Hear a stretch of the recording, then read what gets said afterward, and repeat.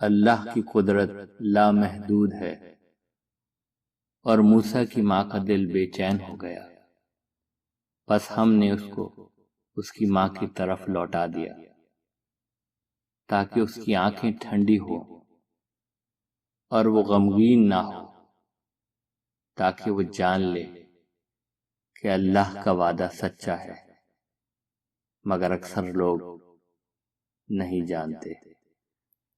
حضرت موسیٰ علیہ السلام کی حفاظت کو اللہ تعالیٰ نے تمام تر اپنی طرف منسوب کیا،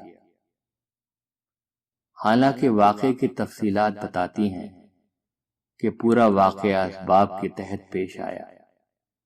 اس سے معلوم ہوتا ہے کہ موجودہ امتحان کی دنیا میں اللہ تعالیٰ کی مرضی کا ظہور عام طور پر اسباب کے انداز میں ہوتا ہے، نہ کہ طلسمات اور خوارق کے انداز میں۔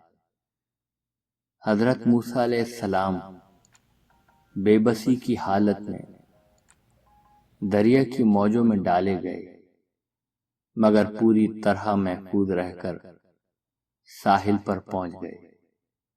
بادشاہ وقت نے ان کے قتل کا منصوبہ بنایا، مگر اللہ نے اس بادشاہ کے ذریعے آپ کی پرورش کا انتظام کیا۔ وہ ایک معمولی خاندان میں پیدا ہوئے، مگر اللہ تعالیٰ نے ان کو شاہی محل سے وابستہ کر کے اعلیٰ ترین سطح پر ان کے لیے وقت کے علوم و آداب سیکھنے کا انتظام کیا۔ یہ ایک مثال ہے جو بتاتی ہے کہ اللہ تعالیٰ کی قدرت لامحدود ہے، کوئی نہیں ہے جو اس کے منصوبے کو ظہور میں آنے سے روک سکے۔